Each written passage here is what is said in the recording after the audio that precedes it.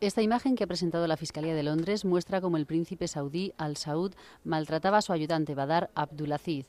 El vídeo está grabado en el ascensor de un hotel de Londres. Cuando se cierra la puerta comienza una sucesión de patadas y puñetazos de los que la víctima intenta en vano protegerse. Badr apareció muerto, estrangulado días más tarde en el hotel, y Al Saud está acusado de asesinato. En la imagen vemos que el príncipe se va, pero su furia no ha terminado todavía.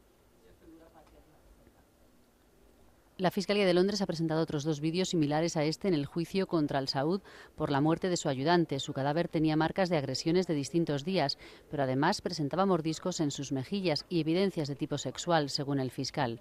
El príncipe, que ha admitido la acusación de homicidio, no la de asesinato, ha negado la relación sexual entre ambos.